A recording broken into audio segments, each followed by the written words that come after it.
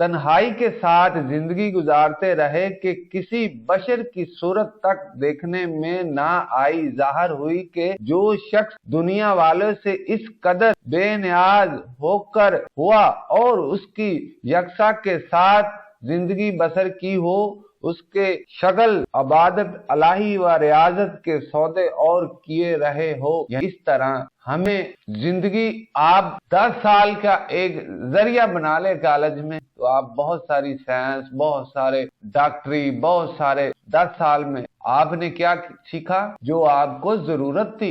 सरकार गौसे आजम ने क्या सीखा जो अल्लाह के लिए बंदे को जरूरत थी, जो अल्लाह के हकाम थे। पूरा कुरान 15 साल इंसान पढ़ता रहे, उसका क्या आलम। तो जो एक शख्स 10 दिन एक आयत पढ़े और उसके बाद कहे ये तो मैं तर्जमा कर रहा हूँ, मगर उसने तर्जमा किया, मगर कुछ आप अरबी जानते हो, कुछ अल्फाज फारसी के लिए जाते हैं, हालांकि वो अरबी के भी नहीं है, उर्दू के भी नहीं है, मगर आप वहां जमा हो गए। बाद में जब किसी बड़े आलम के पास जाते हैं तो वो कहता है ये तो अरबी है ही नहीं, वहां आप खामोश। आपको चाहिए अरबी पर सीखना। अरबी हमें क्या कहती है, अरबी लफ्ज हमें क्या सिखाती है, यानी कि कुछ बातें यूं कही, आसमानों में जोड़े बनाए हैं, जिसका जोड़ा बना हुआ वो दुनिया में आके मिल जाएगा। ये कुरान का एक बयान किया हुआ है ना। इस बयान पर अल्लाह ने तो कहा तमाम जोड़े मैंने बनाए हैं, इस बात पर ज़हन रखें। सूरत अल-निसा में भी है तमाम जोड़े बने हुए। तमाम जोड़ों का मतलब तो ये हुआ तमाम